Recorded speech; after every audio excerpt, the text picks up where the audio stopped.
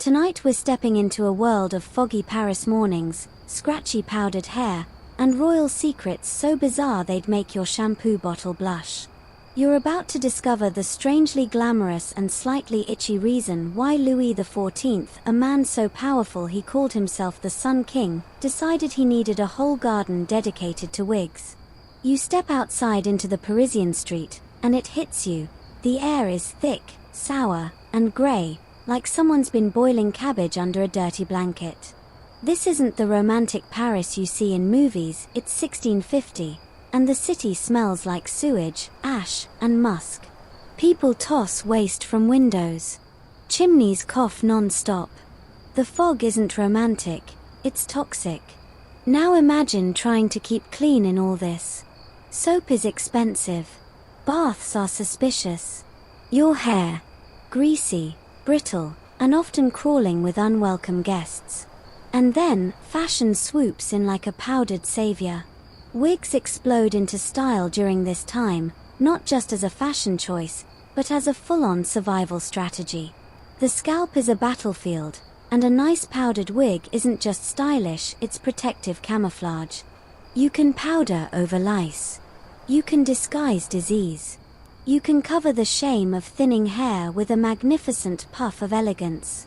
And in royal circles, that shame? It's political. So, before you get comfortable, take a moment to like the video and subscribe, but only if you genuinely enjoy what I do here. Post your city and local time in the comments. I love seeing where and when you're tuning in from. Now, dim the lights, and let's ease into tonight's journey together. Back to our stinky streets. Imagine being in your 20s, already a courtier at Versailles, and you start to bald. It's a death sentence for your social standing. Hair wasn't just vanity, it was status, virility, even moral integrity, weirdly. The balder you were, the more you were suspected of sin, sickness, or shame. So when hair started falling, panic set in. And it wasn't just the commoners worrying. Up at Versailles, a young king named Louis XIV of his name was going bald before his 35th birthday. That's right, the divine right, golden boy's son king himself was losing his hair. And under the blinding pressure of ruling the most fashion-obsessed court in Europe, he couldn't let that slide. A bare royal scalp? Absolutely not. That's how coups happen. Here's where things get inventive. Around this time, powdered wigs, also called perukes, start floating into fashion from England and Italy. They begin modestly, small tufts, subtle pieces. But in France, nothing stays subtle for long. The French take these wigs and blow them up like balloon animals. The styles grow taller, curlier, heavier, and whiter. It's as if every courtesan at court is in a race to develop chronic neck pain. Historians still argue whether this wig obsession started as a fashion fad or a political signal. One camp says the wigs were a pure cover-up, meant to hide syphilis scars and balding scalps, especially among elites who, let's say, had very busy personal lives. Another theory? That Louis XIV saw the wig not as concealment, but projection, an imperial halo of artifice and control. And he wasn't just following trends. He dictated them. Once Louis started wearing his custom-built powdered wigs daily, glorious confections that took hours to construct, every noble within sniffing distance of Versailles had no choice but to follow suit. Imagine your boss shows up in a 6-foot-tall hair cloud and suddenly you're expected to match that energy. The peer pressure? Brutal. Of course, these wigs weren't cheap. If you were rich enough to afford one, you were rich enough to show off. And if you couldn't, you faked it. Poorer courtiers began wearing cast-offs or powdered their natural hair with flour to fake the look. Wig merchants made fortunes. Wig stylists became semi-celebrities. Paris opened its first dedicated wig boutiques, and some even had waiting lists. Here's a fringe detail, literally. There were actual wig testers at court events. Yes, people whose job was to gently tug your locks to see if you were wearing a fake or worse, an outdated model. Get caught in last season's curls? Social death. One poor baron's wig was exposed at a masked ball, and he was politely uninvited from court for 3 months. Ouch. But here's the wild part. Despite all this public spectacle, wigs were private weapons. Each one was crafted to flatter the wearer, exaggerate the eyes, elongate the neck, even make the chin look more noble. Wigs weren't just wigs. They were architecture. And they were all judged by a single, omnipresent standard, the king's.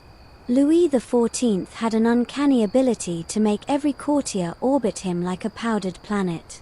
If his curls were longer this season, yours had better be longer.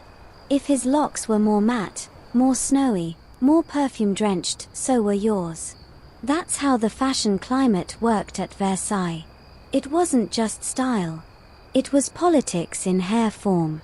What began as a mask for pollution and disease quickly evolved into a language, one spoken in flour, lard, and pig bristles. Everyone was listening. And at the center of it all was one increasingly bald man, determined to transform his personal insecurity into a royal standard. And this was just the start.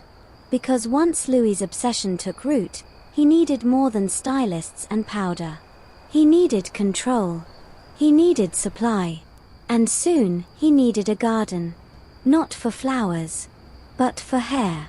You're now standing in the royal bedchamber of Louis XIV, sunlight creeping through towering windows, catching on gold leaf and polished marble. You'd think, with all this luxury, the last thing anyone would worry about is hair. But no. This morning, like every other, the king's valet is gingerly brushing out a powdered wig as if it's a relic from heaven. Because it kind of is. Louis XIV has a problem. And not the small, ignorable kind. By the time he's in his early 30s, his once glorious hairline has gone into full retreat. Some say it was stress. Others whisper it was illness. A few suggest the royal syphilis rumors might not have been rumors. But no matter the cause, his reflection in the mirror is clear. The Sun King is going bald. And in a world where power depends on image, a bald king is a cracked sun. He panics quietly, then loudly. Something must be done. He refuses to appear weakened. So he turns to a profession that, until recently, was mostly trimming beards and making poultices, wig makers. At first, they improvise. A few thin hairpieces here and there. Subtle, cautious fluff. But Louis isn't a subtle man. His tailor makes coats that require scaffolding. His shoes have heels tall enough to induce altitude sickness. His fountains erupt on command. So why should his wig be modest? That's when he finds a young, inventive wig maker named Guillaume Below. Some sources say he was a barber, others claim he was trained in fabric engineering. Either way, Below changes everything.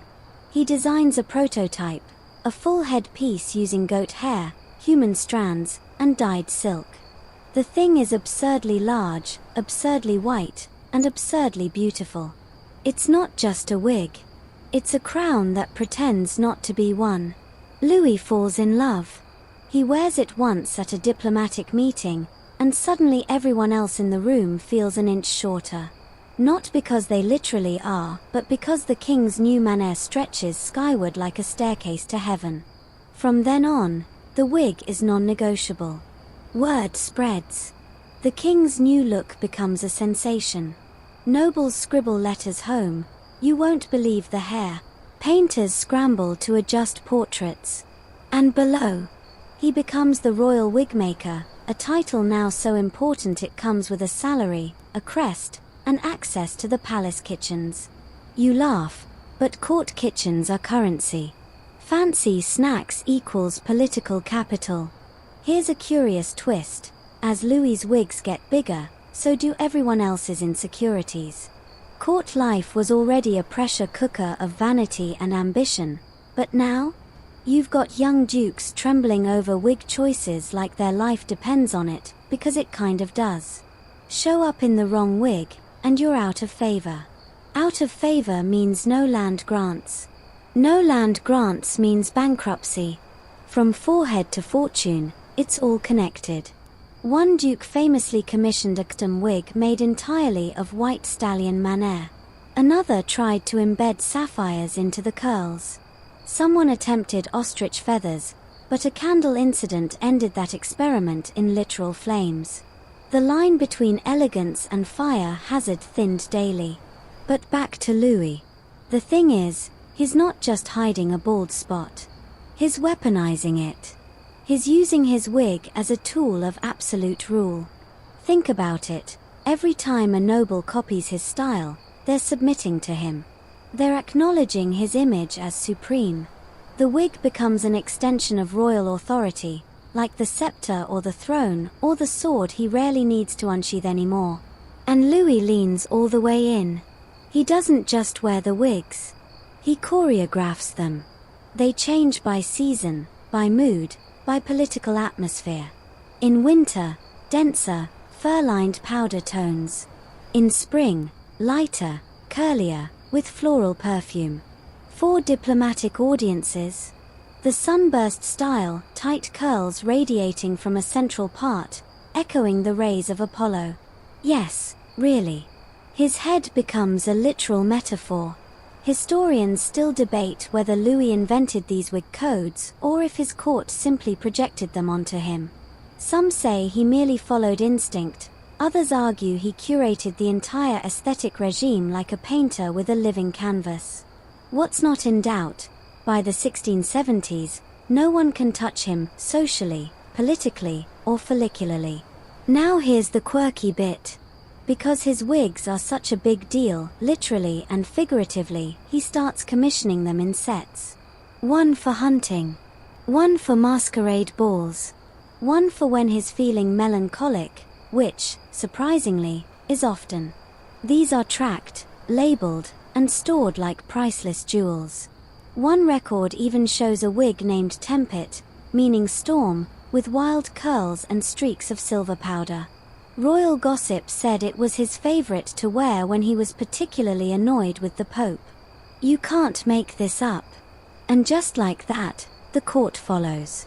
Ministers have wigs with names. Pages are taught how to carry a powder satchel without sneezing. There are wig guards, wig combers, and even a royal wig diary, though it's sadly lost to time. Probably because someone used it to wrap cheese. But here's the part no one talks about. Wigs are fragile. They rot. They tangle. They get lice. And they smell. Even powdered to high heaven, they attract moisture, mildew, and bugs. And the bigger they get, the more they need attention. So Louis needs a solution. He can't risk his masterpieces getting moldy. They can't be dumped in a closet like common hair hats. They need care.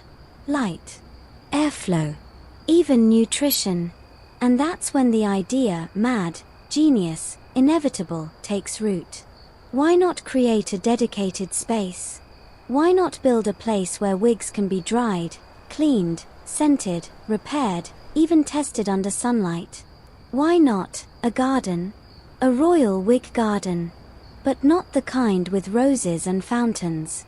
This one will grow power, literally from the scalp up. You step through the gates of Versailles, and for a second, the whole palace seems to inhale. Gold glints on every ledge, marble stretches out like skin over a giant skeleton of ambition, and the air smells faintly of lavender, sweat, and something you can't quite name, powdered pride, maybe. Inside, everything is performance. The carpets, the mirrors, the swish of silk as nobles glide by, it's all for show. But nothing competes with the drama of the wigs. This is the era where the head becomes a stage, and every morning is opening night. Louis XIV has turned his body into a symbol. His carefully tailored heels add inches to his height. His elaborate robes widen his silhouette like a walking tapestry. But above all, his wigs are the crown jewel of this illusion. They tower. They cascade. They demand respect. And they're not just fashion statements, they're political declarations. Because in the court of Versailles, image isn't just everything, it's the only thing. Every morning begins with a ritual called the lever, or royal rising. You're not there, obviously. You'd need 5 titles and 17 favors owed to you just to watch the king put on a sock. But let's pretend. You peek from behind a tapestry as the ritual unfolds. The Sun King awakens, the room buzzing with flattery and protocol. And at the final moment, after prayers, after undergarments, after scented gloves, his wig is placed. Not just handed. Placed. As in, reverently lowered onto his head by the valet de chambre with all the gravity of a coronation. Today's selection? A high-domed powdered monstrosity nicknamed La Cascade Royal. Over 60 curls, each ironed into a perfect swirl, falling like snowy waterfalls down his shoulders. The effect is mythic. He doesn't just look taller. He looks immortal. Around him, courtiers take notes, literally. There are aides whose job is to observe the king's appearance and pass the intel to nobles who couldn't get into the room. These updates determine everything: what style to wear that day, how to position one's wig curl, even which perfume to use. That's because court politics at Versailles operate like a high-stakes fashion reality show. And the wigs? They're your outfit, your resume, and your battle armor all at once. But here's where things get interesting. You might think, surely everyone had their own wig style, right? Nope. They copy his. If the king's wig has a left part, expect 100 copies by sunset. If he goes matte instead of glossy, courtiers dump their scented oils overnight. And God help you if you show up at a soiree with last week's wig design. That's not just bad taste, it's treasonous neglect. So now the palace becomes a hair theatre. Men bowing so low their wigs nearly touch the parquet floors. Women curtsying with such calculated grace they don't disturb their powdered towers.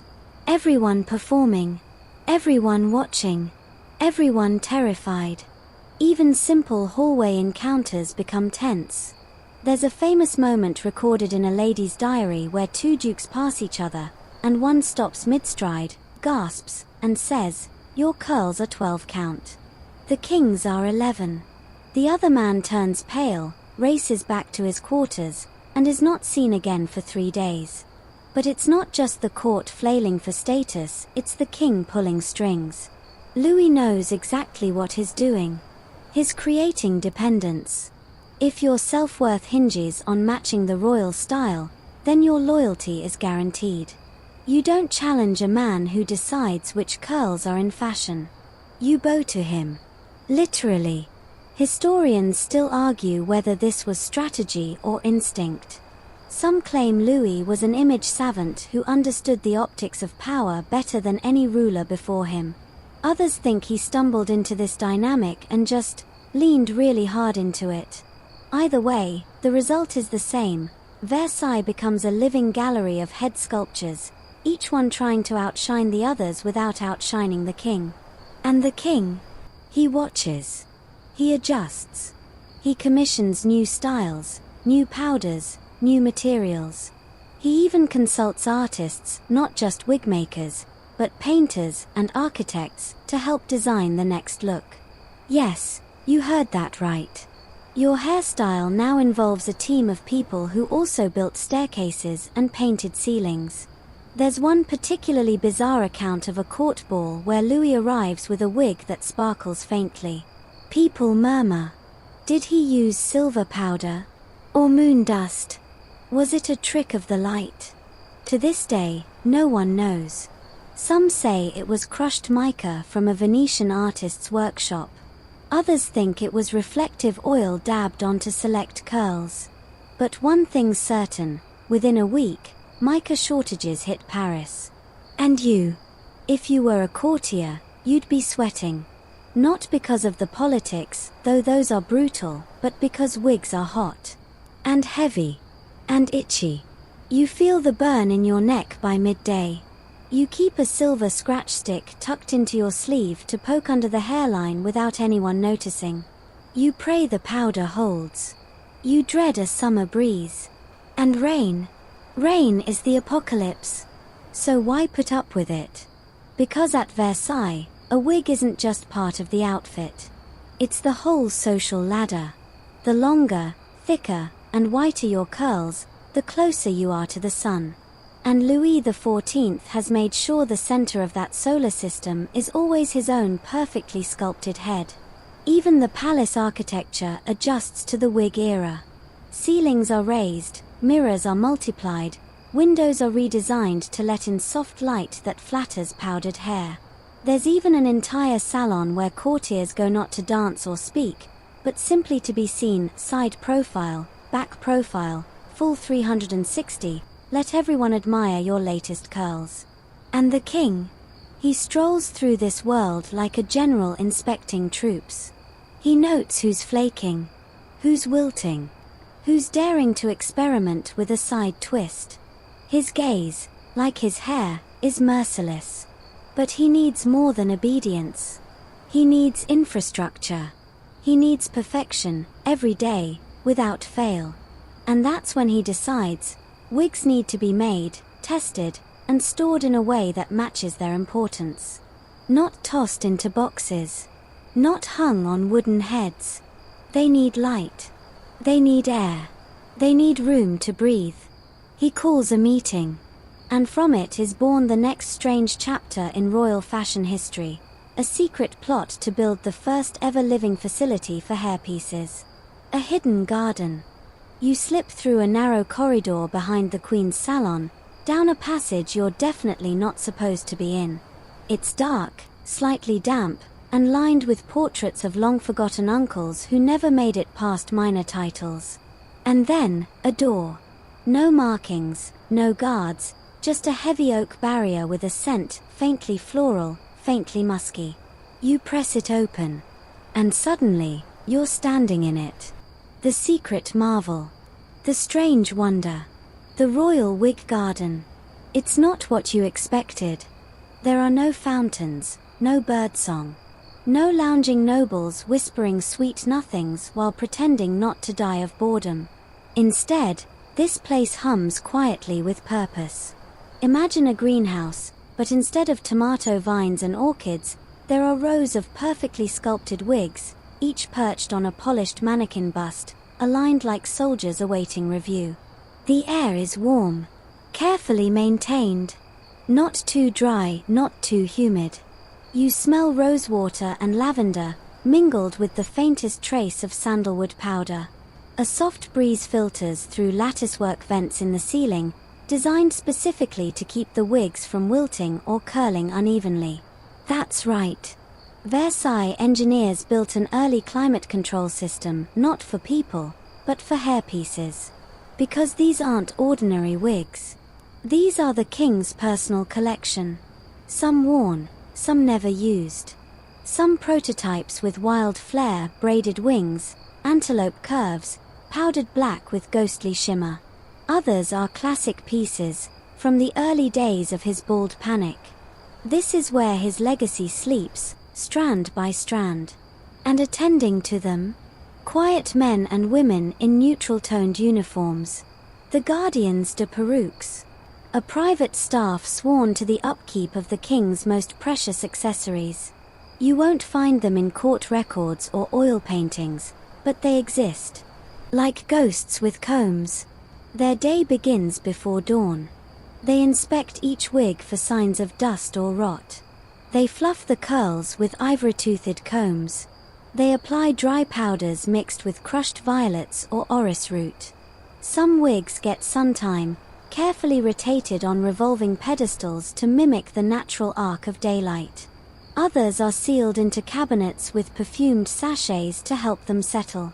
And here's the bizarre part. Wigs are rested. That's the word they use.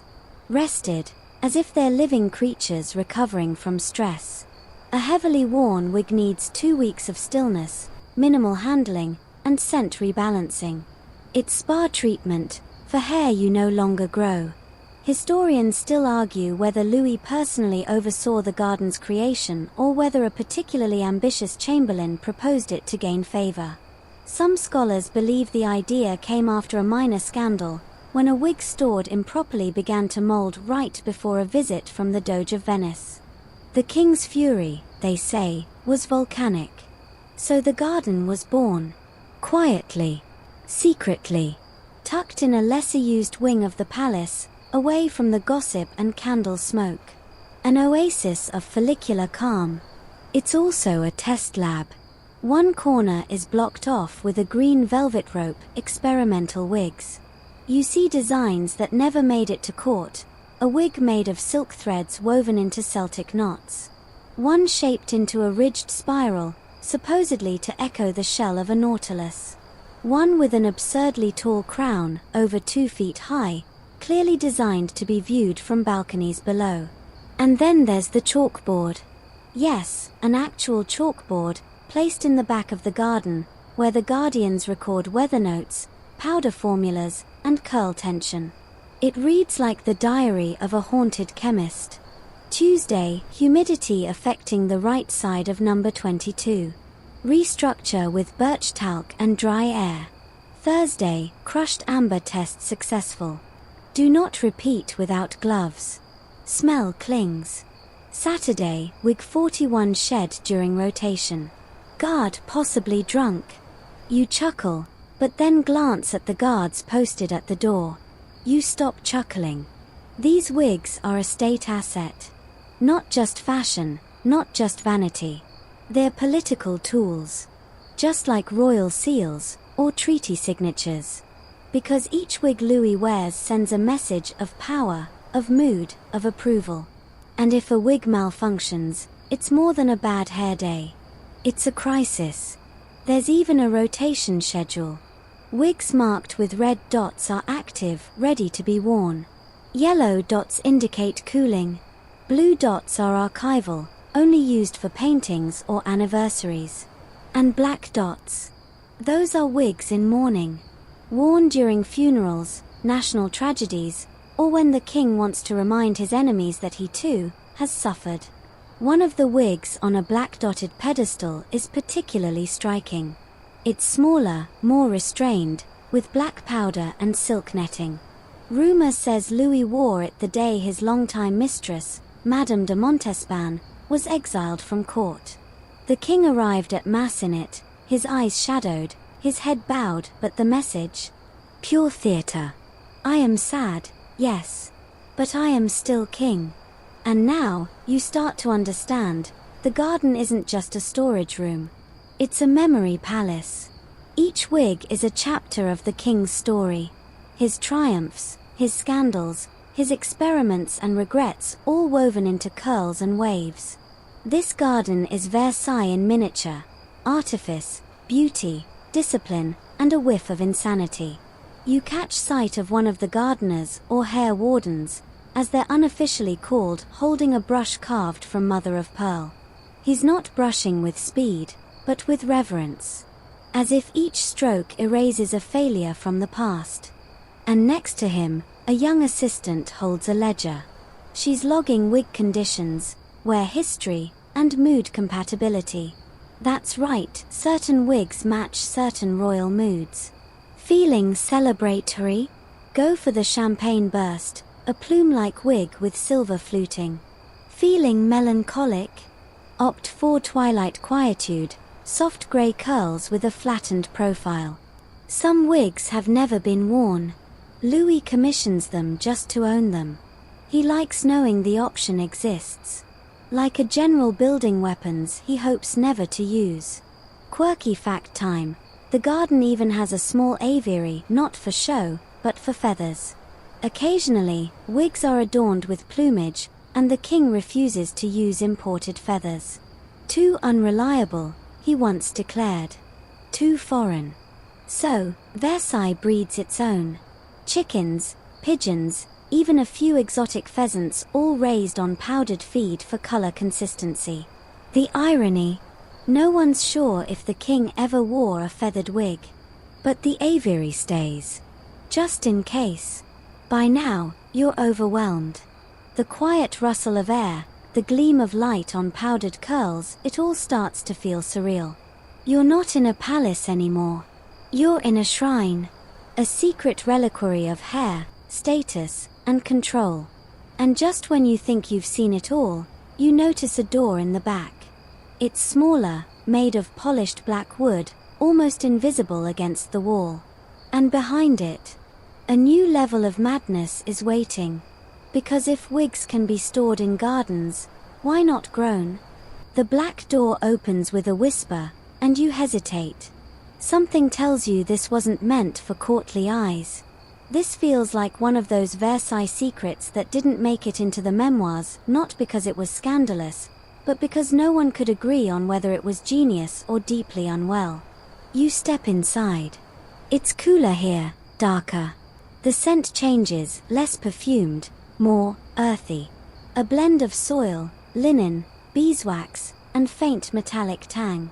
You blink as your eyes adjust to the light, filtered through thick green glass. This isn't a garden, exactly. It's not quite a lab either. It's somewhere in between. You've entered the Royal Wig Nursery. Yes, a nursery. Where wigs are not just styled, they are cultivated.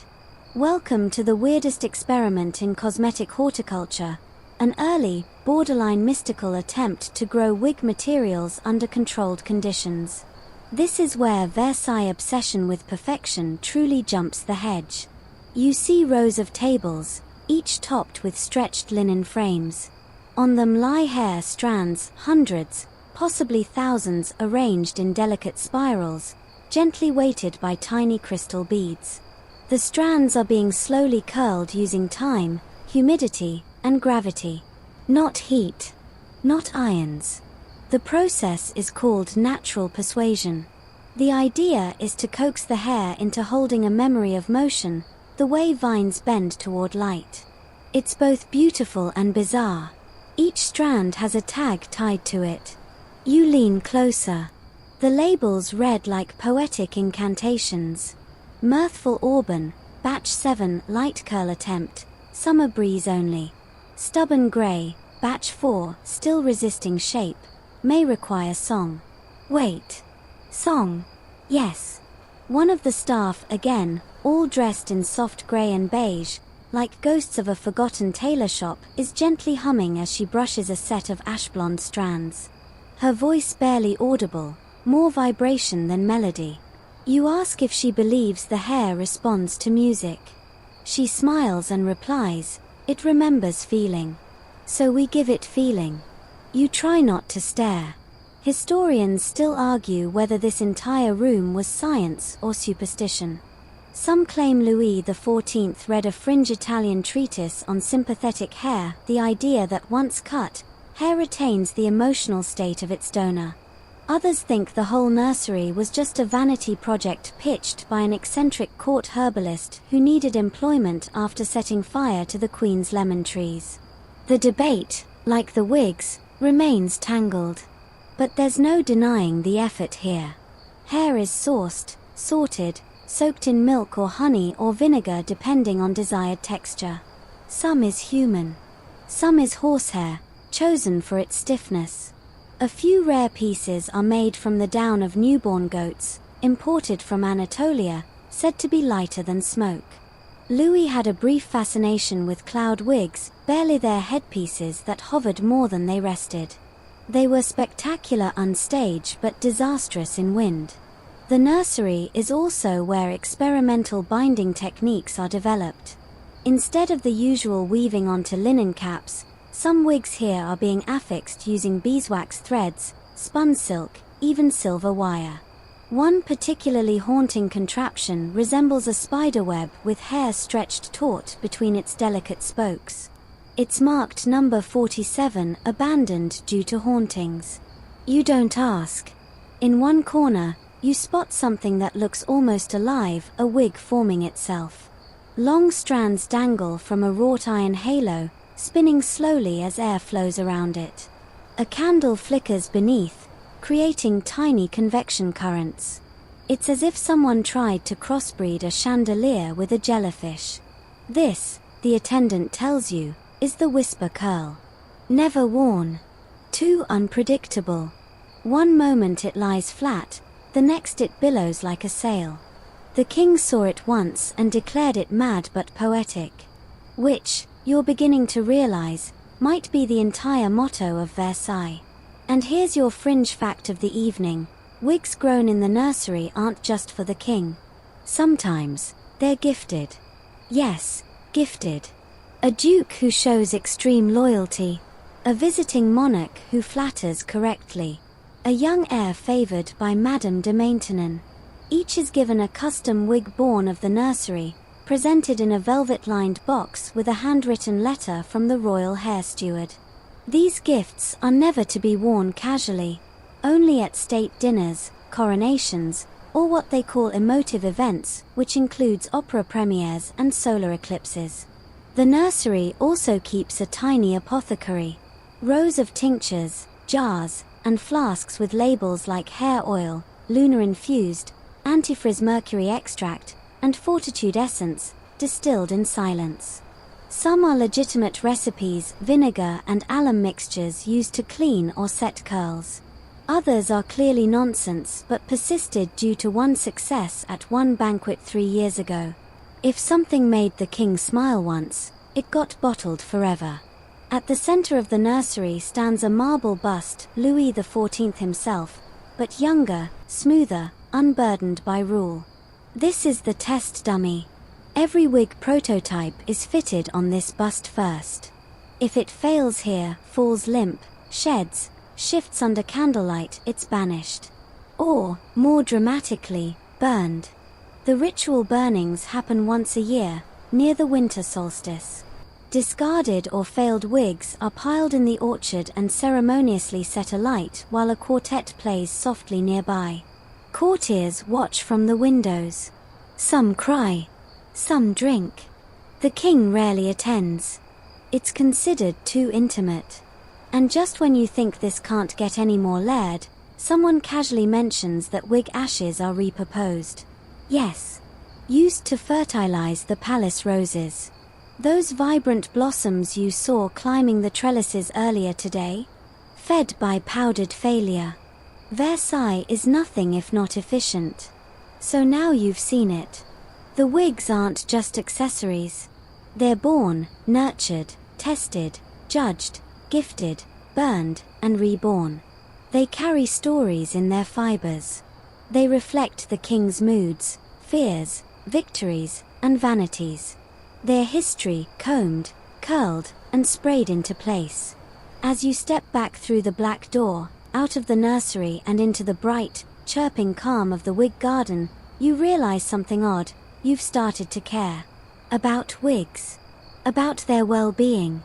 Their posture. Their scent profiles. And that's exactly what Versailles wanted. Because when something becomes sacred, even the absurd turns holy.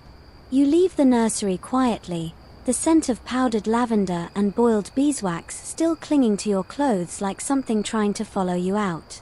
The wig garden closes behind you with a soft click, and just like that, you're back in the spine of Versailles, a place of endless hallways and hushed tapestries. But now, you carry a secret. You've seen the root system beneath the crown. And it only gets stranger from here. Because now you're entering a room not even listed on the palace maps. A space more ceremonial than practical.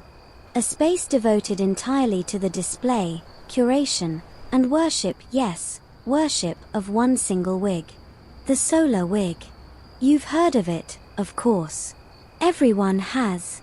It's whispered about in court ballrooms and mimicked in puppet shows across Paris. It's said to be the crown jewel of Louis XIV's personal collection, a hairpiece so intricate, so resplendent, that it can only be worn under very specific conditions. The light must hit it just so. The temperature must be optimal. The emotional mood of the room must be tilted toward awe. And now, you stand before it. The solar wig rests under a glass dome nearly the size of a harpsichord. You expect to see gold, maybe diamonds. But no, it's more subtle than that. The wig is a cascade of layered blonde and sun-bleached ivory curls, braided in elaborate concentric patterns that ripple outward like a miniature galaxy. Each strand is lacquered in a fine, nearly invisible dust made from crushed mica and powdered shellac, designed to shimmer only when struck by true sunlight. Not torchlight. Not candlelight. Sunlight only. And here's the kicker, it's only been worn once. The debut took place during the Journée du Soleil, or Day of the Sun, a grand court event designed to celebrate, well, himself. Louis stood at the center of the Hall of Mirrors, surrounded by 357 gilded candelabras, and at precisely solar noon, a servant pulled a silk rope and let in a shaft of midday light from an aperture hidden in the ceiling. That beam struck the solar wig like a divine spotlight. People gasped. Some fainted. One minor duchess reportedly tried to kneel and dislocated her patella. The wig radiated. Not in a literal sense, no burning, but it caught the light in such a way that it made Louis seem like the source of daylight itself. His court musicians played a trumpet fanfare composed entirely in C major, the sunniest of keys. No one dared speak for the next 10 minutes. And after that, the wig was sealed away. Retired. No one has worn it since. Not even the king. Historians still argue whether this moment was a brilliant display of propaganda or a deeply insecure man's last grasp for divinity. Some claim it was inspired by ancient Egyptian rituals. Louis was fascinated with Ra, the sun god. Others believe it was a political response to murmurs about his declining health. If the man was failing, at least his hair would remain immortal. But why only one wear? Well, here's your quirky detail of the night. The solar wig is too sensitive. The mica dust begins to flake after 15 minutes of direct sunlight. Its curls stiffen if the room temperature exceeds 22 degrees Celsius. And its golden tones begin to dull if exposed to breath moisture for more than an hour. The king's own size would tarnish it. So it became relic, not costume. The room you're in now is built for its preservation. The walls are painted a soft dove grey. No candles. Only reflective pools of water, placed strategically to bounce and refract any stray light. Even the guards are specially trained, standing completely still, blinking no more than once every 12 seconds. You think that's a joke until you start counting. And what of the maintenance? Ah yes. There's a single appointed caretaker. An elderly man with a voice like parchment and hands that tremble only when not touching the wig. His official title? Maître de lumière capillaire, Master of Hair Light. He visits the wig every morning, opens the dome for exactly 87 seconds, lets it breathe, and then gently brushes it with a brush made from phoenix feather and yak tail. Okay, allegedly a phoenix feather. Probably just a very fancy chicken. Still, the king insists. And the rituals don't stop there. The wig has its own scent profile, designed not for pleasure, but for preservation. A mixture of saffron, pale musk, crushed marigold petals, and whale ambergris. This blend supposedly keeps the wig's structure supple and the aura imperially distant. You try to make sense of that phrase, but give up halfway through your first whiff. Even stranger, once a year, the wig is fed light. Yes, fed. On the anniversary of its debut, the king insists the wig be brought into the garden at dawn, just as the sun crests the treetops. For exactly 4 minutes and 36 seconds, the wig is rotated to face true east, receiving solar nourishment. Then it's hurried back inside before humidity can think about creeping in. The event is recorded in a ceremonial logbook, bound in ivory. Page after page marked only with date, weather conditions, and the phrase, "The sun has been witnessed. The hare has eaten." At this point, your eyebrows are starting to rise of their own accord. But remember, you're in Versailles. This isn't excess. It's expectation. Even Louis's enemies couldn't look away. Visiting dignitaries described the solar wig with a mixture of fear and envy. One ambassador from Saxony called it a crown of unholy radiance. Another, a Swedish bishop, swore under his breath and offered to exchange a bishopric for a night with the wig. Politely declined. And of course, imitators sprang up overnight. Across Europe, noblemen tried to replicate the shimmer, crushing pearls, layering gold foil, even attempting to weave strands of silk and copper into their curls. Most ended in disaster.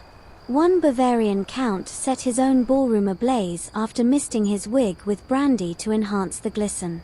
He was bald within the week. But the solar wig stood above them all. Untouched. Untouchable. It became a legend not just of fashion, but of discipline. Of restraint. Louis could have worn it again. He chose not to. That decision became a kind of mythos. A wig too glorious to repeat. A relic whose power grew with its absence. And here you are, standing before it. Maybe it's the quiet, or the scent, or the strange stillness of the guards, but you start to feel something unexpected. Not awe. Not reverence. Sadness.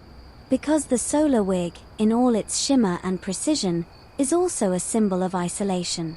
A perfection that can't survive the world. Too delicate to touch, too beautiful to use. Like Versailles itself. You glance at the dome once more before you leave, watching as a single dust mote floats past the glass, catches a sliver of refracted light, and vanishes. And suddenly, you get it. Louis didn't wear the solar wig to show off. He wore it once, to remind the world that even the brightest stars eventually burn out. The air shifts again as you step away from the solar wig's sanctuary. It's subtle, less the hush of reverence and more a kind of itch in your brain. The hallway you're walking down now isn't marked. The marble tiles are worn. The velvet along the walls is just slightly faded, as if this path doesn't care to be beautiful anymore. Or maybe it once was, before it got reassigned to secrets. At the end, a door with an unfamiliar emblem, a small golden pair of scissors entwined with a serpent. You hesitate. Then push it open. Inside is something that shouldn't exist. Not in a palace, not even in Versailles. It's a courtroom. But not the usual kind, with powdered wigs and grand gestures. This is quieter. Stranger. The chamber is circular. No windows. Lit only by low, flickering lanterns and a skylight directly above a central platform. You've just stumbled into what insiders called the Tribunal of Tangles. Yes. A secret court for wig crimes. Not wigged crimes, wig crimes. You heard that right. This is where the king's most trusted stewards, fashion inspectors, and hair historians convene to handle disputes and scandals involving wigs. You glance around the curved benches, noticing how serious everyone looks. Robes. Ledgers. Quills poised. No laughter. This isn't cosplay. This is Versailles justice. Because when your hairpiece is considered part of your political identity, its failure can literally ruin you. Tonight's case. A countess from Toulouse accused of attempting to pass off a faux-noble wig as a garden-blessed original. You remember those, crafted only in the royal nursery. Sacred.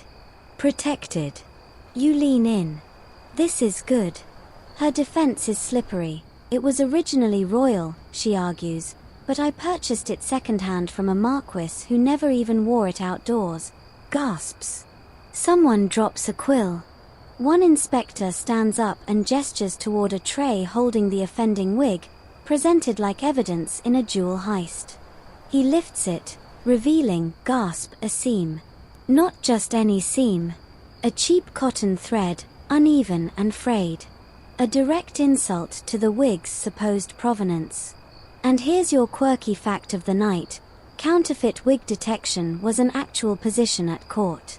The inspectors de coiffure royal wore magnifying monocles, carried golden hairpins for lifting layers, and were trained to smell powdered starch blends by region. Normandy powder, for instance, had a faint apple salt quality. Southern blends carried a trace of bergamot. Get the scent wrong, you're finished. This is deadly serious business. The Countess tries to protest. She swears she added the thread herself just to tighten the fit. The tribunal doesn't care. A wig altered without royal permission is no longer royal. Her punishment? Banishment from the high terrace for 3 fortnights. In Versailles terms, that's exile. You might as well grow a mustache and move to Bordeaux. As the sentence is read, a scribe dips his quill and inscribes her name into the registry of follicular offenders. You blink. That's real. You see it, leather-bound, sealed with wax, the cover embossed with a single golden curl. The court moves swiftly. Another case is called. This one. A baron accused of inflating his volume. No, not his voice, his wig volume. He apparently padded his curls with bits of sheep wool and crushed lace to gain 2 extra inches of height. Height that earned him a better spot at last week's royal luncheon. An advantage he allegedly used to intercept a glance from the Dauphine. The accusation alone is enough to trigger murmurs. Because height in wigs isn't just cosmetic, it's status. Versailles followed a strict height-to-title ratio. Dukes were entitled to an 8-inch vertical lift. Barons. 6. Cheating upwards was considered an act of treasonous vanity. The judges examine the wig in question. They press, tap, sniff. One holds it to his ear like a conch shell. Finally, the head steward utters the phrase of doom. Non-authentic buoyancy. The baron collapses in shame. His sentence. Demotion to the powder gallery, a lower corridor reserved for less fashionable nobles. His seating rank at court events will be downgraded. Worse still, he must wear the same wig for 3 consecutive gatherings. A fate worse than death, socially speaking.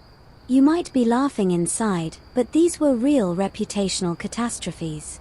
In a palace where personal appearance was practically currency, any wig-related flaw could ripple through your entire social network.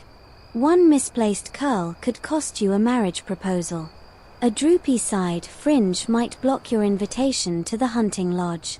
Historians still argue whether this tribunal was officially sanctioned or simply tolerated by Louis. Some say he attended the first few sessions in disguise, just to watch nobles squirm. Others believe it began as satire, an inside joke between royal jesters and stewards that evolved into a genuine mechanism for order. After all, Versailles had hundreds of courtiers, each vying for favor, influence, and face time. With so much riding on appearance, there had to be some kind of policing.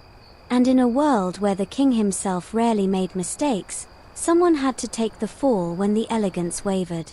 You notice a wall of sketches near the entrance. Stylized drawings of infamous historical wig crimes. One features a former ambassador whose powdered pompadour collapsed during a thunderstorm, resulting in the withdrawal of a critical treaty. Another shows a duchess whose curls melted under the heat of 72 candles at a banquet. Her wig slipped sideways mid-toast. Chaos ensued. And over in the corner, under dim light, sits an actual wig jail. A small, barred box, like something you'd expect to find in a dollhouse dungeon. Inside, retired, disgraced hairpieces. There's a burnt lace front, a frizzed side braid, a moth-eaten chignon, all displayed like cautionary tales. You don't know whether to laugh or salute. But then you see it, the motto carved into the marble above the tribunal chamber. Decorum above all, even the scalp. And suddenly it all makes sense. This isn't really about wigs. It's about power, projection, image. Versailles was an illusion machine, and the wig was its most intimate prop. A wearable statement of elegance, excess, control, and vulnerability.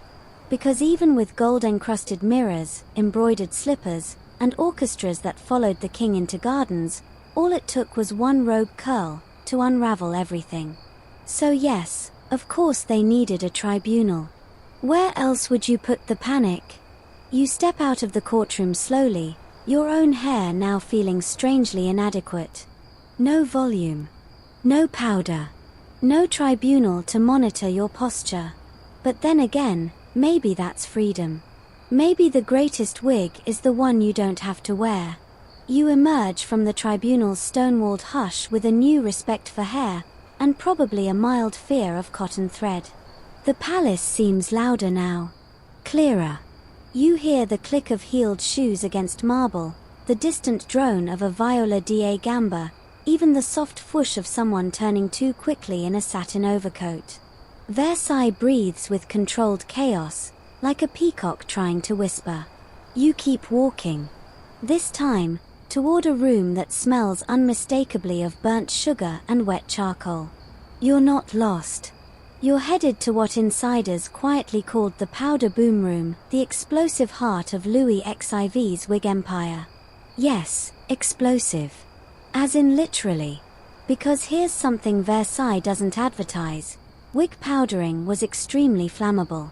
The room you step into looks like a bakery had a nervous breakdown. Rows of wooden barrels labeled with strange combinations: lilac plus bone, iris plus crushed eggshell, civet musk plus rain salt. There are brushes, puffs, sieves, and entire tables coated in soft pastel dust. Your shoes leave little ghost steps behind you. It's beautiful, but also feels like standing in a room full of weaponized pastry. Because powdered wigs weren't just styled, they were dusted into submission. And those powders, often made from rice flour, wheat starch, chalk, and perfumes, all extremely fine, extremely airborne, and extremely combustible. There's a reason no one powdered wigs near candlelight. That's your fringe historical tidbit of the night. Between 1670 and 1720, at least 5 noblemen in the French court were mildly or seriously injured in what were delicately called powdering incidents. One particularly unfortunate marquis lit his pipe too close to a powder cloud and lost his eyebrows, his mustache, and most of his social invitations for the next 3 years. So yes, Versailles installed a special chamber, this one, where wigs could be safely dusted. The walls are tiled for easy cleaning. Vents line the ceiling to whisk away floating powder particles. There's even a row of long wooden poles mounted along the wall, used to lower wigs onto mannequin heads so they could be rotated during powdering, like chicken on a spit. And the staff. This is where things get even weirder. You meet a man named Etienne, an artisan of the scalp. He's wearing a mask, not for show, but for function. The fine powder would clog your sinuses otherwise. His hands are pale from flour, his cuffs ruffled like meringue. He speaks gently, as though not wanting to disturb the dust. Etienne is a poudrier royal, a royal powder master. He works in scent, texture, shimmer, and emotional undertones, which sounds ridiculous until he lets you smell 2 samples, one labeled Regal Lament and the other Gaite de Glace. You laugh, but he's deadly serious. Powder must feel, he tells you. Each blend is created for mood and occasion. A kingly address might require something bold, iris root with bergamot and a pinch of white pepper for confidence. A moonlit banquet, lavender, crushed pearl, and a whisper of clove. A funeral, grey chalk dust infused with dried rosemary, to signal both mourning and purity. And the powder isn't just for looks. It hides imperfections in the wig, slips, gaps, even mites. Oh yes, the mites. Some historians argue that wig powder may have helped reduce lice infestations by masking the scent of human skin or suffocating the bugs. Others claim it just made everything smell like fancy dirt. The debate continues. But here's where things really crank up: the powder cannons. Yes, actual cannons. Wig powder was so labor-intensive that, over time, Versailles developed a mechanical solution. These miniature cannons, more like oversized bellows, were filled with powder and used to blast wigs evenly. A nobleman would insert his head into a curtained alcove, and a servant would pull a rope to unleash a gentle but thorough puff. It worked. Mostly. unless the nozzle was clogged, or too much pressure was used. One diary entry from 1706 describes a young viscount being blasted so hard his wig shot clean off his head and landed in a soup tureen 2 rooms away. It was fish bisque. The wig was never the same. And in this chamber, etiquette was reversed. In the rest of Versailles, silence was golden. But here, you had to cough before entering to alert powdermasters so they didn't trigger a blast while you were mid-stride. You'd be amazed how many people ignored that and walked straight into a snowstorm of lavender starch. The chamber even had rules. No open flame. No sudden movements. No talking during blast. Absolutely no laughter near cannons. The fine powder could enter your lungs mid-giggle and trigger something called wig lung. Doctors later speculated that wig lung was probably just good old-fashioned flower inhalation mixed with mild perfume poisoning. But it sounded fancy and dangerous enough to earn an entry in the court physician's manual. Still, people lined up for it. Because nothing said ready for court like that freshly blasted, slightly citrusy haze clinging to your curls. And remember, it wasn't just men. Women's wigs were even more elaborate, requiring scaffolding, underframes, and sometimes literal birds' nests. The powder boom room had separate annexes for women's styling, each with its own mirror maze so ladies could examine themselves from every conceivable angle before stepping out to be judged like Rococo statues come to life. You walk past one such mirror now and catch your own reflection. Powder on your eyelashes. A faint shimmer clinging to your shirt. You almost look like you belong. But you don't. And maybe that's what makes this so surreal.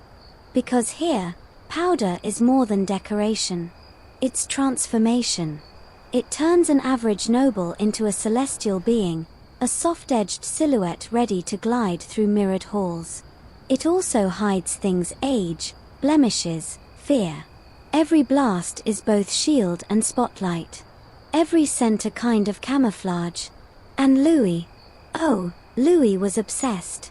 His personal powder blend included iris, cinnamon bark, lemon peel, and powdered crushed glass, not sharp, but ultra-fine, to catch the light. It gave him a subtle sparkle in the sunlight.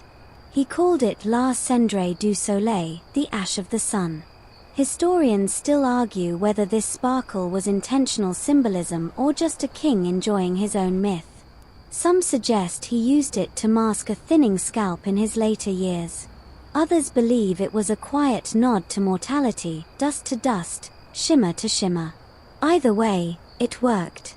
The king would enter a room, and the light would follow him. Not because of power, but because of powder.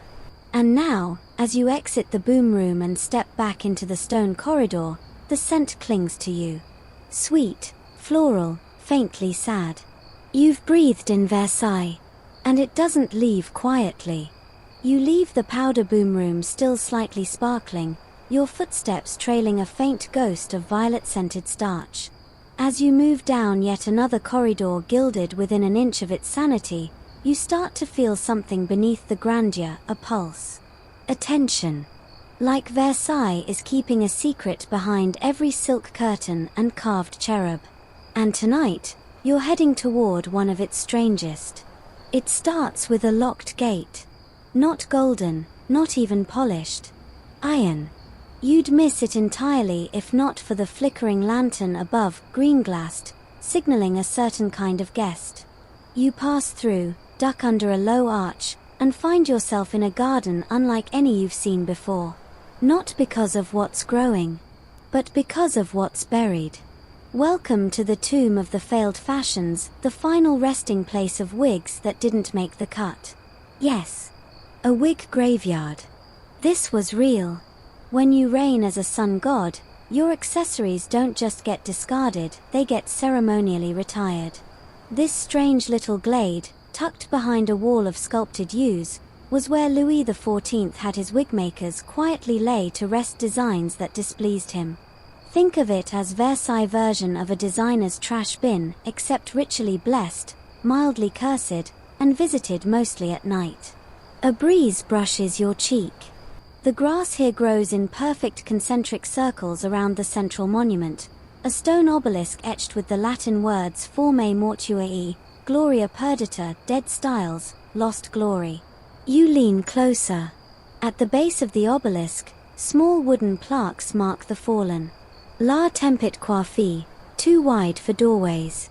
L'escalier inverse, resembled an upside-down staircase. La Montagne de Mouches, infested during debut. La Frise du Scandale, revealed a courtier's neck hickey. Each entry carries the faint whiff of embarrassment, the memory of a fashion risk that went too far or not far enough. It would be hilarious if it weren't also so reverent. Because these were creations once meant for greatness. Hand-twisted ringlets, embroidered lace, miniature ships carved from cherry wood.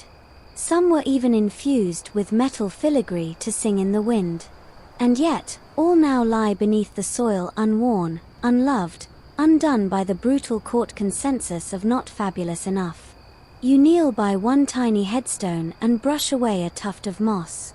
The name reads, L'Eclipse du Midi. Legend says this particular wig was meant to symbolize the solar eclipse of 1706, tight black curls around a blazing golden disc. It was dramatic, mathematical, art. Louis hated it. He thought it made his head look like a burnt pastry surrounded by sunrays.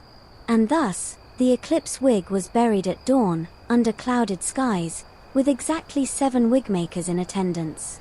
They wore mourning sashes and sprinkled rosewater as they chanted the refrain, "May the powder fall softer next time." Yes, that was the actual rite. That's your fringe tidbit of the night. Versailles had a funeral chant for failed wigs. Wigmakers even carried black ribbons with tiny golden combs sewn into them, worn over the heart in mourning. It sounds theatrical, because it was. But it was also, strangely sincere. These craftsmen poured everything into their creations. And here, beneath the soil, lay their heartbreaks. You wander further, into a section clearly older. The plaques have warped from decades of rain and Versailles humidity. Here lie wigs from Louis's early reign, back when he was still experimenting. Before the solar style was settled. When wigs had names like La Mousse Imperial and Le Nid de Soie. So many attempts. So many failures. Historians still argue whether Louis truly sanctioned these burials or whether it was a private ritual among his stylists, a way to cope with the relentless pressure of perfection. Some say the king visited this garden once, quietly, at twilight. Others say he never knew it existed. But then again, in Versailles, knowledge itself was a kind of costume. What you pretended not to see was sometimes just as important as what you wore. You stop at the far edge of the tombs, where a single stone bench waits beneath a crooked cypress. A small brass plaque reads, "To the Forgotten Crowns." And sitting on the bench, silent, soft, half covered in lichen, is a mannequin head. Bald. Powdered. Eyes closed. Someone left it here. Maybe recently. Maybe years ago. No one seems to maintain this place anymore, but somehow, the grass still grows in neat curves, and no birds dare sing here. You sit. And for the first time tonight, you feel the weight of failure in Versailles. Because while the palace sparkles above, down here is where all the ambitions went to die. The risks. The experiments.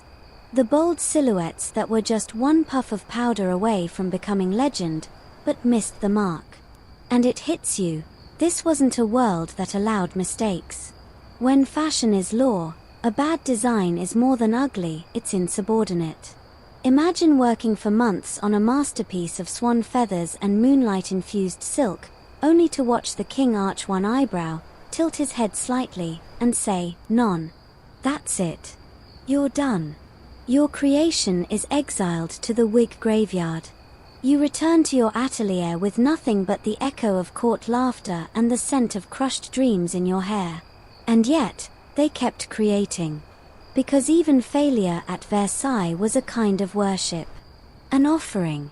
You glance one more time at the eclipse wig's marker.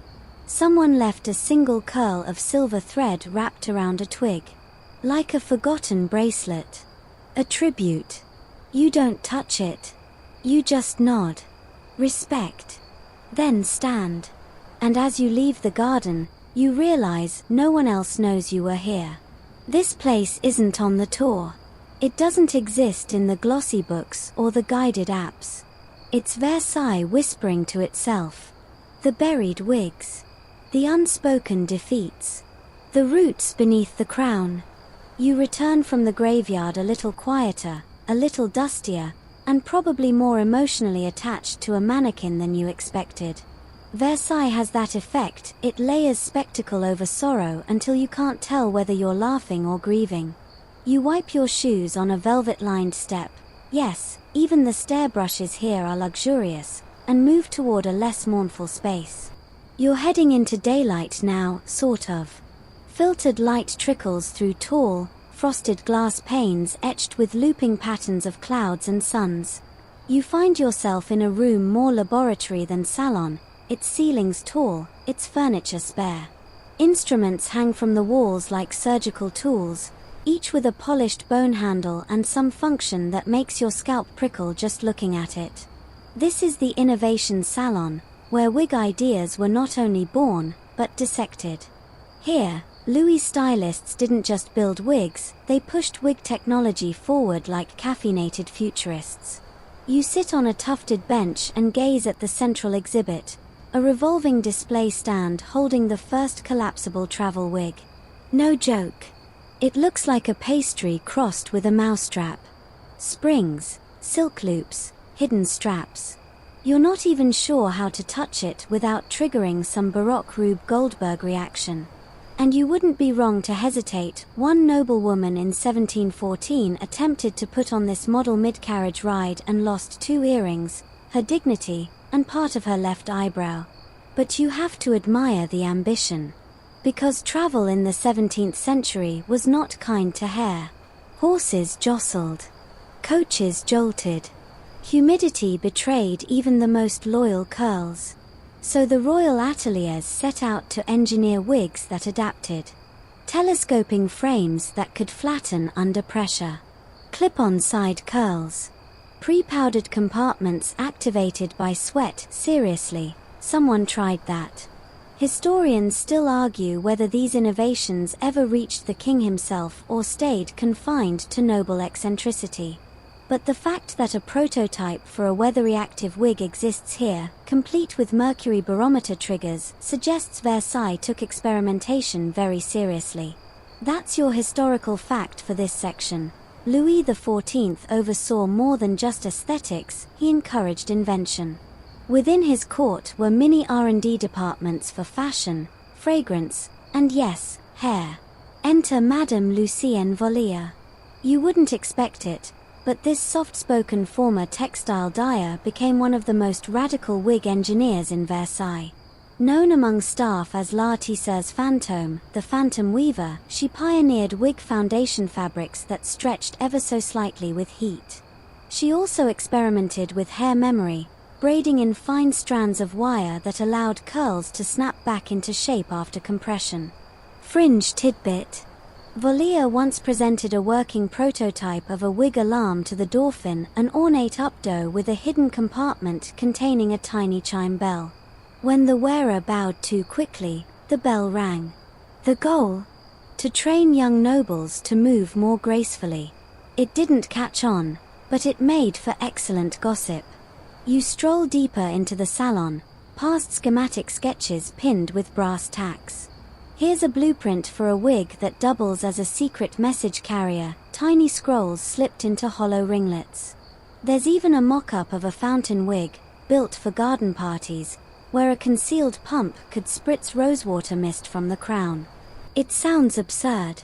Then again, so does everything in Versailles until it becomes iconic. And that's where the tension always lived, between absurdity and transcendence. A wig could teeter on the edge of comedy one moment, and then, with the right lighting and posture, become a divine sculpture the next. This was high-stakes glamour.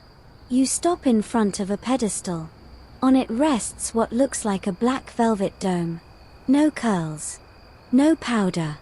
Just a simple cap embroidered with gold thread that reads, "Cenist par one peruque." This is not a wig. A prank. A protest. Actually, it's a statement piece created during the Great Whig Rebellion of 1698, when a small faction of courtiers briefly attempted to reject wigs altogether. They called themselves les têtes nues, the bare heads. Their symbol was this cap. They claimed wigs erased individuality, induced neck pain, and confused babies. Yes, really. The rebellion lasted 12 days. On the 13th, Louis declared that all public appearances in court required appropriate hair furnishings. The rebellion was over by breakfast. But the cap remains. Its embroidery frayed. Its message still slightly smug. And as you look around this salon, you start to see just how deeply wigs weren't merely decoration, they were identity infrastructure. They defined rank, set mood, and gave language to things people couldn't always say aloud. Want to show off your inheritance without speaking? Wear a powdered grey cascade with a lace wrap. Want to signal flirtation without scandal? Sport a wig with heart-shaped side buns. Want to subtly shade your political rival? Copy their hairstyle slightly better. In this room, every curl was code. That's why one of the corner desks is littered with little scrolls called perroquins, tiny sketchbooks where stylists practiced their designs before execution. You flip through one. Inside, you find doodles of elaborate twists and braids, each labeled with things like Caron du silence, Marie mon auntie, Les choice soupirs. You laugh quietly. One drawing is literally just a wig shaped like a baguette. Not all ideas were winners. But every page is a window into the pressure to innovate, because when you're competing with the sun, your shadows better sparkle. You're about to leave when something glints in the light. Near the window, in a glass case, sits a prototype titled La Sirene Sauvage. It's a mermaid wig. Pearlescent fibers. Aqua-dyed horsehair. Shells braided into the temple lines. It's excessive. It's wild. It's magnificent. It was never worn. A note beside it reads, "Trop distrayant." Too distracting. You can imagine Louis saying that with a bored wave of his ring-heavy hand. So it sat here instead. Unworn. Untamed. Waiting for someone to appreciate it. You press your forehead lightly against the glass. "Hello, gorgeous," you whisper. And then, finally, you move on. The innovation salon doesn't echo. Too much fabric. But somehow, you still hear the quiet hum of ambition behind you. The gentle tremble of what could have been. And somewhere deep in Versailles, a tiny wig bell tinkles softly. You walk slowly now, as if the floors might shift underfoot if you move too fast. The wig bell still echoes faintly in your memory, a tiny chime of forgotten genius.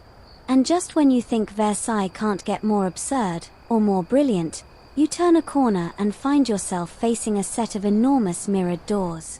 They're framed with gilded laurels, topped with an eagle mid-screech, and flanked by two life-sized marble sphinxes wearing, yes, obviously, wigs. You push the doors open and enter the room of royal impersonators.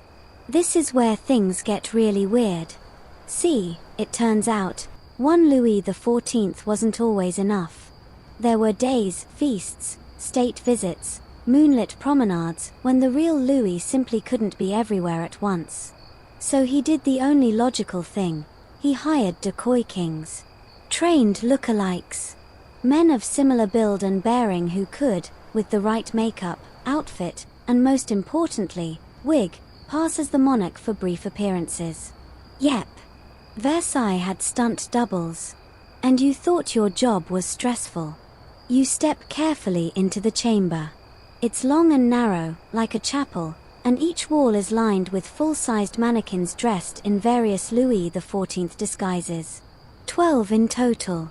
Each with subtle differences, the way the hand curls around a cane, the exact angle of the tilted head, the placement of a beauty mark.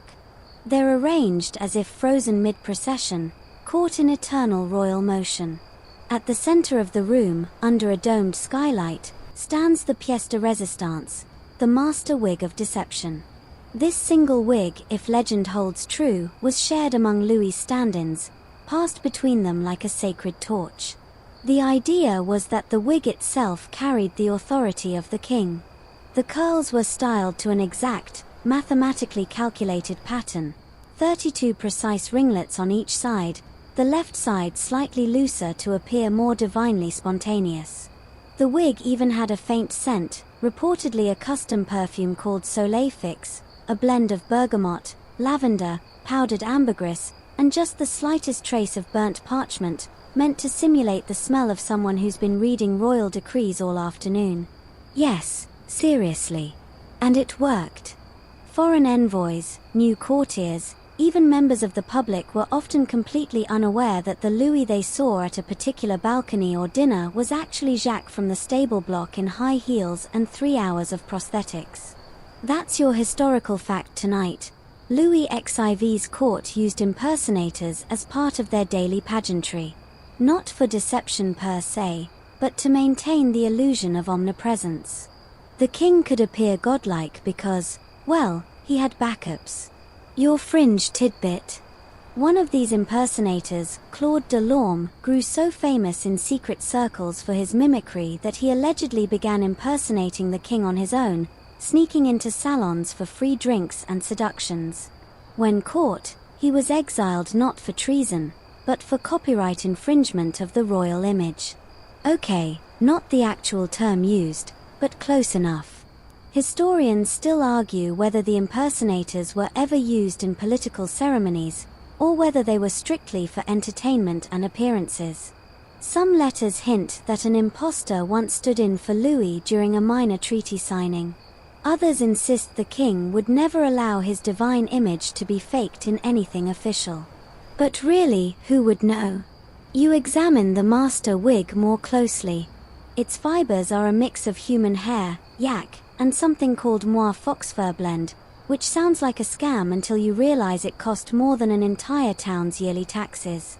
The interior is lined with silk netting and a name stitched in silver thread, La Vraie Couronne, the true crown. Because make no mistake, this was the crown. Not the gold one that sat on cushions. Not the scepter or robes or trumpets.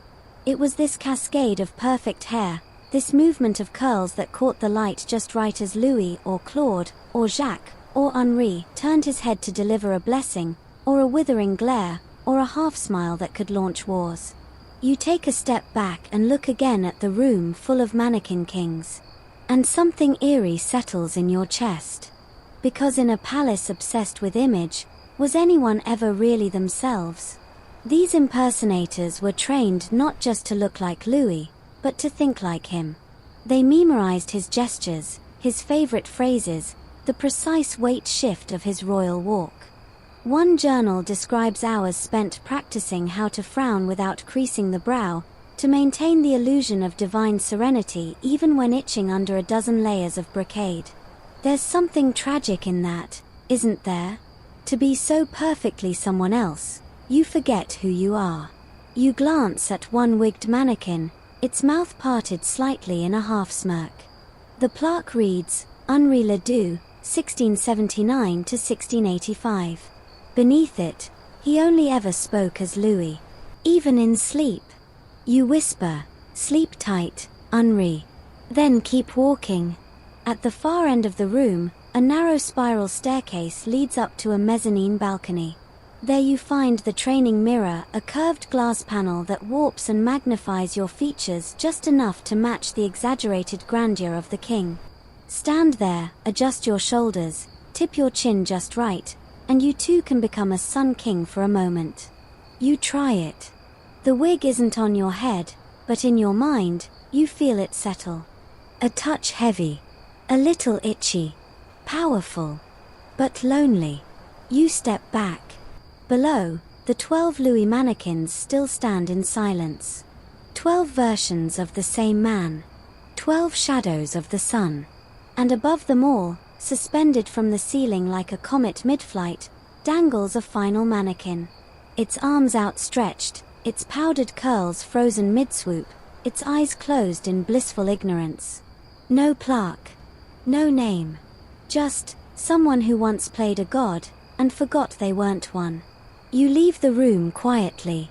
The mirrored doors close behind you. And somewhere in the palace, a chime sounds, faint as the hush between curtains.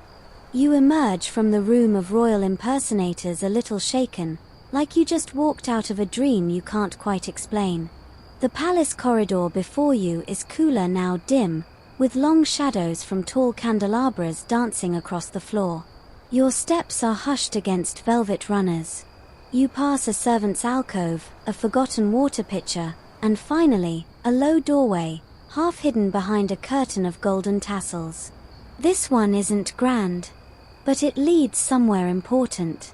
You duck slightly and slip inside, and immediately you're hit with the thick, spicy aroma of powder. Not just talc or starch or perfume, but a full-blown sensory assault. Cloves, crushed violet, burnt rice, orris root, and something that smells suspiciously like gingerbread and regret. You've just entered the powdering vaults. A warren of small chambers tucked below the surface level of the palace. These rooms were once where the true magic of the Versailles look was sealed in place. This wasn't the domain of tailors or perfumers, this was wig preservation central. A place of industrial-scale glamorization.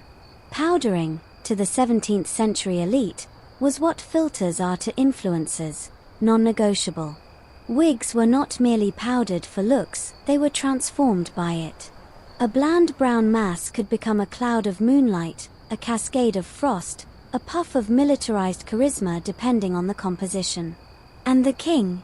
Oh, his powders were never off the rack. Historical fact of the evening, Louis XIV had his own custom powder recipe, created by his personal chemist, Gaston de Brienne, who spent a decade perfecting it.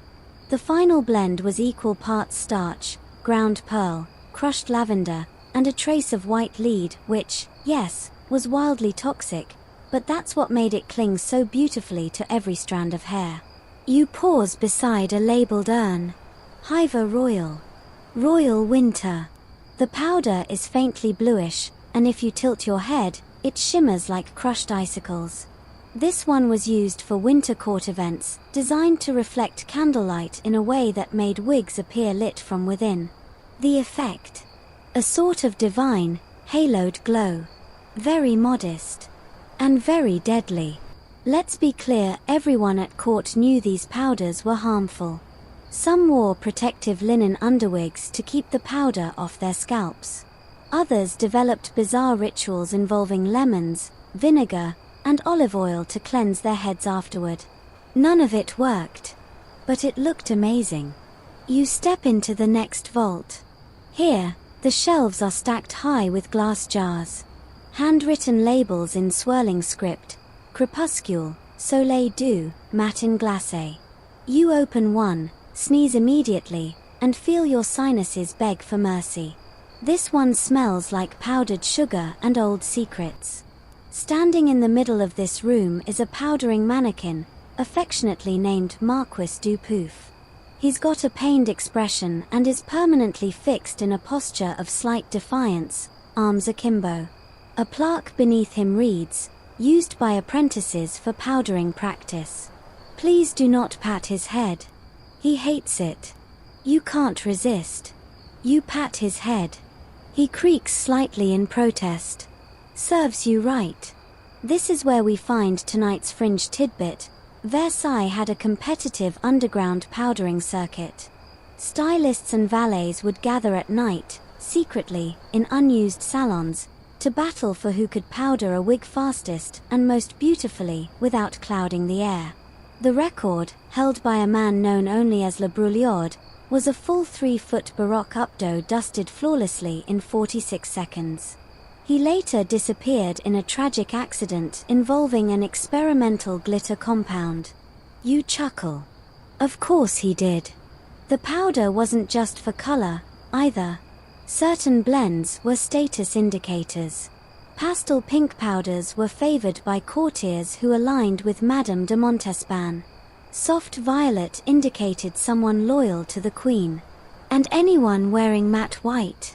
That was the king's faction. A neutral. A silent power. Historians still argue whether this use of powder as political signaling was orchestrated by Louis himself, or emerged organically as courtiers scrambled to interpret his every move. Some letters suggest coded instructions were passed from the inner circle. Others say it was simply one of those strange Versailles things that happened and no one ever questioned. Back in the main corridor, you notice vents in the walls, cleverly disguised with floral grills. These were part of the powdering exhaust system, which carried excess dust away from the salons. Unfortunately, the vents also connected rooms in unexpected ways, which meant powder often drifted where it wasn't meant to go. There's a story from 1705 of a diplomat's wig mysteriously taking on a pinkish hue mid-conversation. It caused a scandal, as he appeared to be aligning with the king's mistress. He denied it, of course.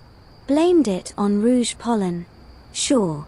Your fingers brush a panel inset with dozens of powdering bells, each linked to a different stylist above. You tug one at random. A soft chime rings somewhere in the palace. You've just summoned a powder valet named Didier. He will wait precisely 90 seconds for you to arrive before assuming you've been kidnapped or assassinated. You let him wait. Further on, you find an odd sight, a padded alcove with an old powder tasting table. Here, Louis' chemists would test various blends for scent, texture, and disturbingly, flavor. Not for ingestion, mind you. Just a tiny dab on the tongue to test bitterness. You lean close to a sample labeled poussière de lune. Moon dust. You do not taste it. You're learning. Finally, at the end of the vault, you find a heavy wooden chest marked with a golden sun. You open it slowly, and there it is, the last remaining pouch of Louis' personal powder. The real stuff. Aged, dangerous, magnificent. It's sealed with wax and bears the king's emblem burned into the satin. You don't dare open it. But for a moment, your hand hovers over it. Just imagine. A tiny pinch. The shimmer. The scent. The transformation. But no. Some glamour is better left untouched. You close the chest gently. And as you step away, you leave a faint boot print in the layer of powder on the floor. One day, someone might find it and wonder who walked here last. Let them. Your boots trail soft clouds of powder as you climb back up from the vaults, your lungs now half air, half scented starch. Every breath feels vaguely like licking a sugared curtain. You pass through a narrow corridor, past a mirror that makes you look oddly regal, or maybe just dusty, and emerge into a space that feels less like Versailles and more like the backstage of a lavish opera. Which, in a way, it is. Welcome to the staging room. Here's where the curtain really lifts, literally and metaphorically, on the quiet machinery behind the king's public life. And right now, you're looking at a rotating wig carousel. No, not a metaphor. An actual mechanical carousel, built into the wall, filled with more than 100 numbered wig heads. They rotate in slow circles, like horses at a midnight circus, each one frozen in perfect pageantry. This room was the nerve center of the king's transformation ritual, a sacred performance repeated daily for decades. Here, valets and stylists assembled the pieces of Louis XIV, brick by powdered brick, robe, shoes, cane, rings, wig, smile. You run your fingers along the wood-paneled bench where valets once kneeled with heated tongs, wig glue, and the world's most overworked eyebrow brushes. Hanging on a rack nearby is an assortment of small velvet bags, each containing miniature figurines of different wigs. Training tools. The wig dolls. One even has a tiny fan and a gold chain with a pearl, because scale realism matters. Now here's your mainstream historical fact. Louis XIV's morning dressing ritual, called the Lever du Roi, or the King's Rising, was a meticulously choreographed event attended by dozens of courtiers, often with the political tension of a cabinet meeting. Entry to this sacred chamber was strictly ranked. Only the most favored nobles were permitted to hand the king his stockings or, if you were extremely lucky, choose his wig for the day. Yes, wig privileges. And no, you never touched it yourself. You gestured. Suggested. The chosen valet would lift the selected wig from the carousel, warm it by the fire, then settle it gently upon the king's head while everyone pretended this wasn't the most terrifying thing a human being could do. Of course, Louis had a favorite wig. It was known as l'exemplaire, the archetype. This masterpiece of hair engineering featured precisely 72 curls, cascading in a mathematically harmonious gradient from temple to shoulder. It was slightly lighter in the back so the head didn't tilt forward, and it had built-in ear vents to avoid overheating during court sessions. Ear vents. For a wig. The man thought of everything. Your quirky tidbit tonight? Louis apparently had a habit of humming softly while his wig was affixed, a little tune that varied by mood. One valet wrote, "On days of storm or diplomacy, His Majesty hums the theme of Charpentier's Te Deum. On happier mornings, he prefers the hunting air from Lullis Cadmus et Hermione." So yes, the Sun King had a playlist. But he sang it himself. A cappella. Under his breath. While men bowed in trembling reverence around his bare forehead. You move to a small platform with a circular indentation in the floor. This was the turntable, a modest mechanism that allowed Louis to slowly rotate during fittings, arms outstretched slightly as if posing for a marble sculptor. The idea? That all angles of the king should be equally divine. The illusion of effortless majesty required, well, actual effort. Historians still argue whether Louis truly cared this much about presentation, or whether the elaborate procedures were more about keeping the nobility distracted and competitive. Was it fashion? Or strategy? A few letters suggest Louis privately found the rituals amusing, but kept them precisely because they maintained control. If everyone's fighting over who gets to hand you your comb, no one's plotting a coup. From the staging room, you step through another arch and find the rehearsal salon, a smaller, more intimate chamber with mirrored walls and a checkerboard floor. This was where wig angles, hand gestures, and facial expressions were refined before major events. There's a long, narrow chaise facing 3 mirrors, each with different lighting setups. This allowed the king or his advisors to view a wig under various candlelight simulations, salon light, throne room brightness, twilight promenades. At the far end, a small chalkboard still bears faint markings. You squint. It's a diagram of a face, with notations like smile angle, +3, brow soft, curls 9 to 12, lifted. This wasn't vanity. This was battle planning. There's something profound about realizing how much care was taken to appear effortless. The king wasn't just wearing wigs, he was constructing a myth. And each ringlet, each powder blend, each slight head tilt played a role in the spell. You lean against a velvet stool and glance at the door behind you. Time to step into the next space. But before you do, something catches your eye, hidden behind a curtain of faded damask. You pull it aside. It's a single, ancient-looking bench. And on it, a discarded mannequin head. This wig is nothing like the others. No curls. No powder. Just a simple length of dark, human hair. Soft. Straight. Tied loosely with a black ribbon. It's humble. Honest. Almost modern. A plaque reads, "La Dernière." The last one.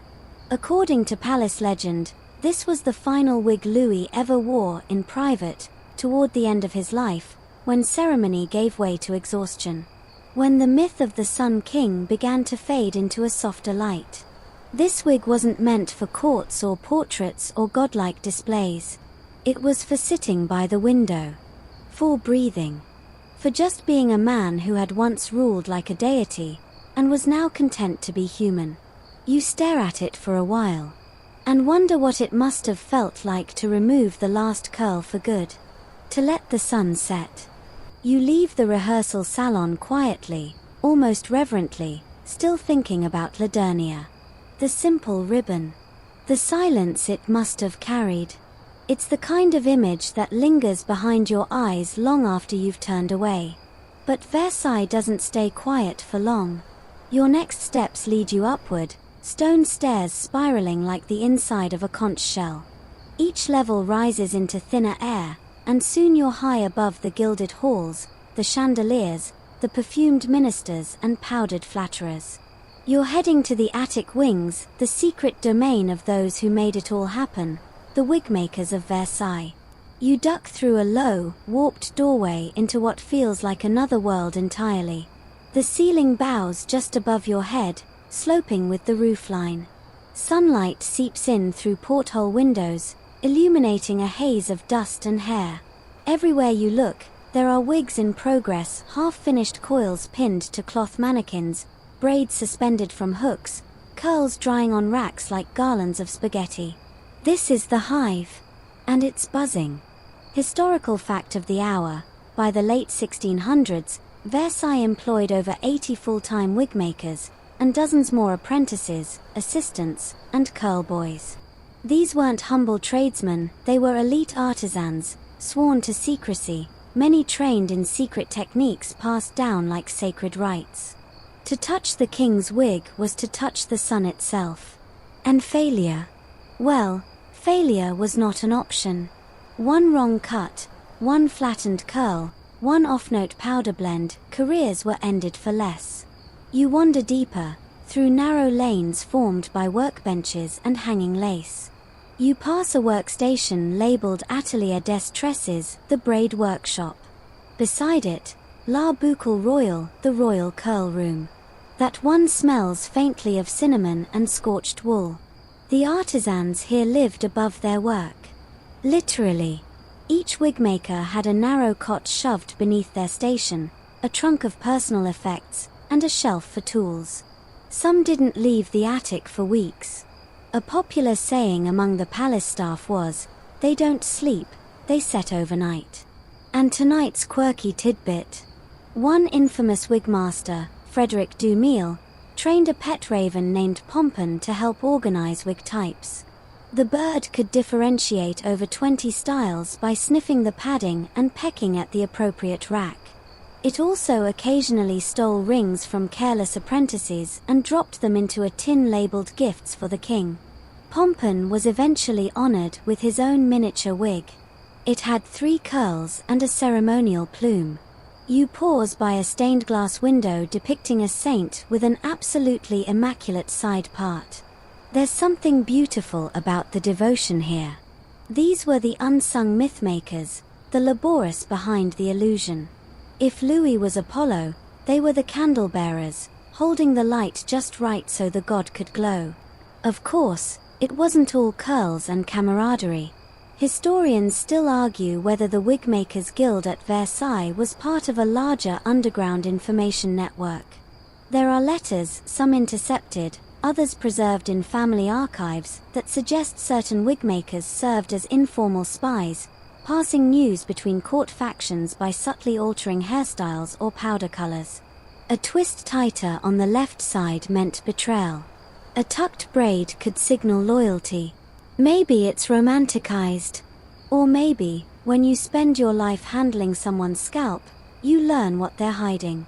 As you pass one of the side chambers, you find something unexpected, a wig graveyard. Not a metaphor. A literal wooden cabinet filled with small drawers, each labeled with dates and names. You slide one open. Inside, a lock of faded blonde hair and a note, crushed beneath carriage wheel. November 12th. Another drawer reads, scorched by rogue candle during masquerade. A third simply, exiled. Unknown fate. Even wigs, it seems, could fall from grace. And some were deliberately retired. When a wig was deemed spent, too worn, too heavy, too cursed by court gossip, it was ceremoniously removed from rotation. Some were burned. Others were dismantled for parts. A few, if they'd served the king particularly well during a key treaty or military victory, were mounted in small glass cases like relics. One such case sits in the center of the room now. Inside it is La Victoire de Lille, a grand, storm-colored masterpiece Louis wore during a triumphant ball after reclaiming territory in northern France. Its curls seem to shimmer with pride. The plaque beneath reads, "May the wearer never be humbled." You wonder how many believed that. Nearby is an apprentice's logbook. You flip through. Third day curling. Burned thumb again. Pompon laughed. Laced a braid too tight. My master sighed. I thought it was the end. The pages feel warm. Alive. These were not just tools of vanity. They were the scaffolding of a world, each wig an expression of identity, politics, power, and personal grief. Like when Louis wore that pure black half-wig for a week after the death of his favorite hunting dog. No one dared ask. Everyone copied him. You reach a sun-drenched corner filled with tiny stools, child-sized scissors, and a row of unused curls. This was the apprentice corner, where new artisans learned the basics by curling discarded hair into practice coils. A faded sign above the wall reads, "To shape the world, first curl the fringe." You sit for a moment. And you realize this. For all his might, all his armies, all his wealth, Louis XIV could not have become the Sun King without the quiet, unseen army up here in the attic. They lifted the curtain, lit the spotlight, shaped the golden manner of monarchy, then went back to boiling starch and binding braids while the court applauded. History books remember the crown, but not the hands that powdered it. You descend from the attic slowly, your feet echoing on the spiral stair as if the past doesn't want to let go. It's quieter now. The golden halls feel like they've exhaled. You cross a sunlit passage, turn through one final gallery, and find yourself in a place almost no one ever speaks of. The Garden of False Glory. No velvet ropes. No signs. Just a small, half-forgotten courtyard tucked behind the eastern wing. Enclosed by ivy-covered walls, it feels like stepping into a painting someone meant to destroy. The air here is heavier. Still sweet, but dusted with memory. You've made it to the Royal Wig Garden.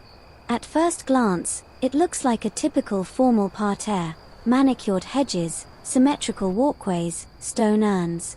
But then you notice something odd. Tucked among the shrubs are glass domes, maybe a dozen, each about the size of a beach ball. Inside each dome, a wig. Perfectly preserved. Mounted on black velvet. Some powdered white. Some coal dark. A few flecked with gold. Each resting like a crown on its own plinth of marble. The effect is both surreal and strangely touching, as though time itself stopped to pay its respects. Here, in this secret garden, Louis XIV housed his retired ceremonial wigs. The ones with names. The ones tied to battles, treaties, lovers, storms. He didn't want them discarded or archived. He wanted them planted, like relics. As if they might bloom again. Mainstream historical fact. In the 1690s, Louis commissioned a small memorial garden within Versailles dedicated to his wigs of state. It was never part of public tours. Only the king, his closest attendants, and a few trusted guests ever saw it. It wasn't on any official map. But let us describe it in poetic detail, a place where curls outlive kings, one duke wrote. Another called it the Orchard of Vanities. And historians still argue whether this garden was a sincere act of sentimentalism or a final masterstroke of ego. Was Louis honoring the tools of his reign? Or adding another layer to the myth? After all, planting your wigs like sacred seeds. It's either genius or madness. Probably both. You move from dome to dome. One is labeled the Versailles Bloom, a sweeping auburn piece worn during the first Grand Ball of Spring, 1675. Another, L'Eclipse, was black with silver threads, worn during a solar eclipse Louis declared a personal omen. Then there's La Tempête, storm-colored, wild, curls asymmetrical and wind-swept. Legend says it was worn once during a thunderstorm banquet, where the king refused to retreat indoors. Lightning cracked overhead, rain hissed on silk, and Louis sat unbothered beneath this exact wig, like Jupiter dining on clouds. Your quirky tidbit. One of these wigs, La Paix Dorée, was laced with dried lavender and sewn with actual coins from the Treaty of Aix-la-Chapelle. Tiny, glittering tokens stitched into the curls. It jingled slightly when he turned his head. A sound every ambassador learned to fear. You pause before the last dome. It's cracked. Inside, the wig is collapsed, faded, graying, barely a silhouette. No plaque. No inscription. Maybe this was the final wig, the one worn in private chambers. Or maybe it's an imposter, smuggled in by a sentimental valet. Historians still speculate. Theories range from royal death mask to discarded decoy. The truth is, no one knows.